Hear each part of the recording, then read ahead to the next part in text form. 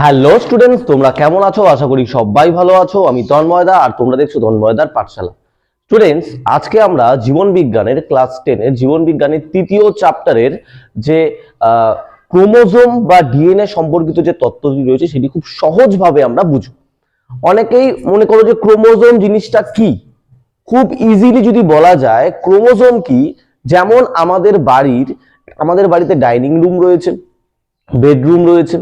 Dining রুমে বা কিচেনে কি হয়, রান্না হয়। ডাইনিং রুমে আমরা খাই, বেডরুমে আমরা ঘুমাই, ড্রয়িং রুমে আমরা রেস্ট করি। তেমনি একটা কোষ ও একটা ঘরের মতো, কি বললাম, একটা কোষ ও একটা ঘরের মতো। এখানেও কিন্তু বেশ কিছু dining room, kitchen, bedroom, drawing room রয়েছে। তো এই কোষের যে কিচেন রয়েছে, ঠিক আছে, সেটাকে আমরা বলতেই পারি একটা কোষ অঙ্গাণু রয়েছে, এটার নাম হলো মাইটোকন্ড্রিয়া। কি নাম? মাইটোকন্ড্রিয়া। এর কাজ হলো কোষের মধ্যে শক্তি উৎপন্ন করা। ক্লিয়ার? আচ্ছা, দেন আর একটা কোষ অঙ্গাণু রয়েছে মাইটোকন্ড্রিয়া। রাইবোজোম,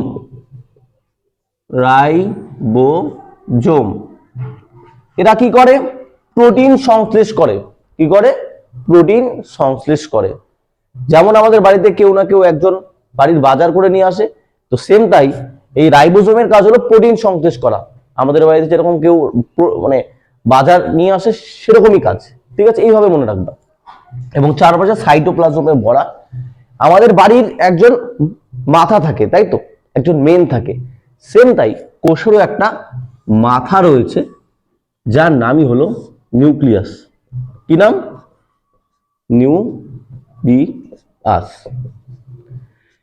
এই নিউক্লিয়াসের ভেতরে কতগুলা সুতোর মতো অংশ থাকে, এগুলোকে বলা হয় নিউক্লিয় জালিকা।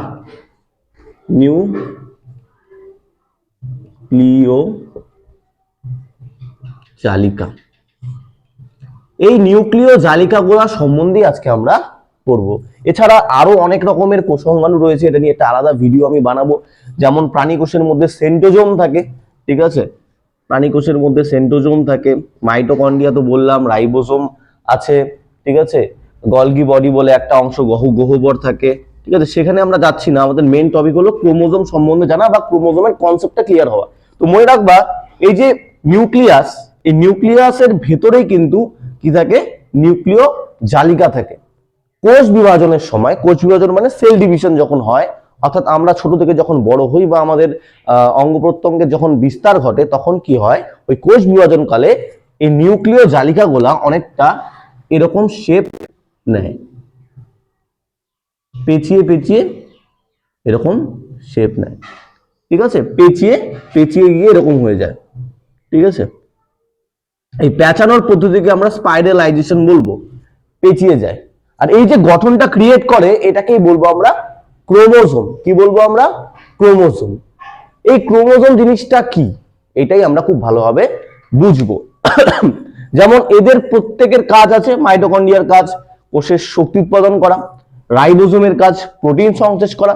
তেমনি এই যে নিউক্লিয় জালিকা মানে ক্রোমোজোম যে আছে, ক্রোমোজোমের কাজ হলো আমাদের যে বৈশিষ্ট্যগুলোকে পরবর্তী জেনারেশনে নিয়ে যাওয়া। অর্থাৎ আমার বাবা মার যে বৈশিষ্ট্যগুলো রয়েছে, সেগুলা আমার শরীরে রয়েছে, বা প্রত্যেকটি প্রাণী বা প্রত্যেকটি জীবেরই তাদের পিতা বা মাতার যে বৈশিষ্ট্য, সেগুলা পরবর্তী জেনারেশনের দিকে বিস্তার করাই কাজ হলো এই ক্রোমোজোমের।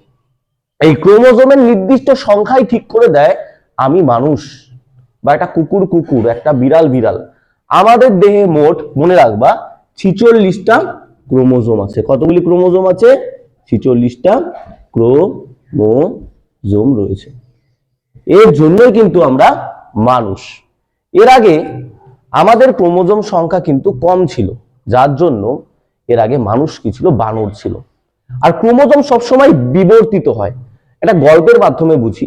আগে যখন হোমো সাপিয়েন্স আসার আগে, যখন রামাপিথেকাস বা অস্ট্রালোপিথেকাস ছিল, এই বানরগুলো আগে গাছের উপরে থাকতো। এবার গাছের উপরে থাকতে থাকতে গাছের সমস্ত ফলমূল তারা খেয়ে ফেলেছিল। কিছু কিছু বানর সাহস করে তারা মাটিতে নামলো, আবার কিছু কিছু বানর ভয় পেল না, ডাইনোসর খেয়ে নিতে পারে, তাই গাছের উপরে থাকি। আর কিছু কিছু বানর কি করলো, গাছের উপর থেকে মাটিতে নামলো। মাটিতে নামার পর তারা কি করতে লাগলো, বিভিন্নভাবে সার্ভাইভ করতে লাগলো। কয়েকটা বানরকে হয়তো ডাইনোসর বা বাঘ খেয়ে ফেলেছিল, কয়েকটা বানর ছিল যারা আর গাছের উপরে উঠলো না। সেই বানরগুলো ফল মূল খেতে খেতে খেতে বা মাংসকে পুড়িয়ে খেতে খেতে এদের শরীরে বেশ কিছু পরিবর্তন আসতে শুরু করলো। যেমন এই যে আমাদের দুটো রাক্ষসী দাঁত রয়েছে, ক্যানাইন, এই দাঁতের যে চোখা যে ভাবটা সেটা আস্তে আস্তে বা তীক্ষ্ণ ভাবটা আস্তে আস্তে কমতে শুরু করলো। লেজের ব্যবহার কমতে শুরু করলো। লেজ জেনারেলি কি করতে সাহায্য করে, আমরা ভাম দেখি না, ভাম বা নেউল দেখি, লেজটা হলো ব্যালেন্স করতে সাহায্য করে। আর যে বানরগুলো নিচের দিকে নেমে আসলো, গাছের উপর থেকে নিচের দিকে নেমে আসলো, তাদেরকে তো আর গাছের উপরে উঠতে হলো না, ফলে তাদের লেজের ব্যবহার কমতে শুরু করলো। অ্যাপেন্ডিক্স যেটা রয়েছে, যেটা কি করে, সেলুলোজ জাতীয় খাবারকে পাচিত করতে সাহায্য করে। এবং এই বানরগুলো আস্তে আস্তে পোড়া মাংস বা রান্না করা খাবার খেতে খেতে খেতে খেতে এদের অ্যাপেন্ডিক্স কিন্তু আস্তে আস্তে কি হয়ে গেল, নিষ্ক্রিয় হয়ে যেতে লাগলো। এবং বেশ কিছু পরিবর্তন, তাদের দেহের আকৃতিতেও বেশ কিছু পরিবর্তন আসতে শুরু করলো। তারা আস্তে আস্তে দাঁড়াতে শিখলো।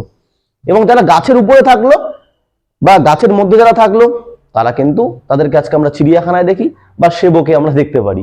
কিন্তু যারা বিবর্তিত হওয়ার চেষ্টা করলো, তারা কিন্তু বর্তমানে হোমোসাপিয়ান সাপিয়েন্স অর্থাৎ মানুষ রূপে কিন্তু পরিবর্তিত হলো। অর্থাৎ তাদের ক্রোমোজোম সংখ্যা বানরের ক্রোমোজোম সংখ্যা থেকে চেঞ্জ হয়ে 46-এ পরিণত হলো। এবার মনে রাখার বিষয় হলো, এই 46টা ক্রোমোজোমের মধ্যে মনে রাখবে 44টি ক্রোমোজোমকে আমরা কি বলি, অ্যালোজোম বলি।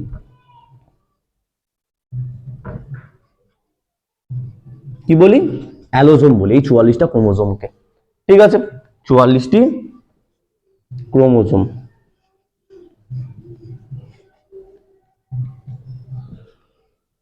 এর নাম কি, অ্যালোজোম।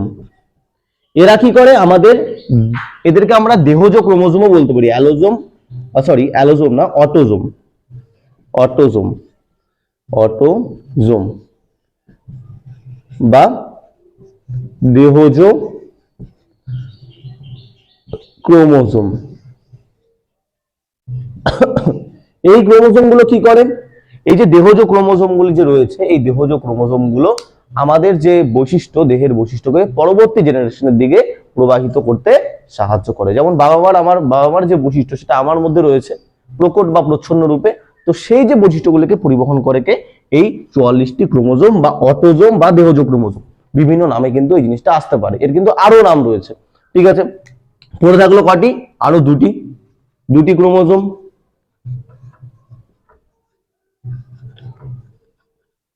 এই দুটি ক্রোমোজোমকে আমরা বলবো অ্যালোজোম, অ্যালোজোম বা সেক্স ক্রোমোজোম বা লিঙ্গ নির্ধারক ক্রোমোজোম, লিঙ্গ নির্ধারক ক্রোমোজোম। ঠিক আছে, লিঙ্গ নির্ধারক ক্রোমোজোম বলবো। এদের সংখ্যা কয়টি, দুটি। মনে রাখবা এই লিঙ্গ নির্ধারক ক্রোমোজোমের প্রকৃতি রয়েছে।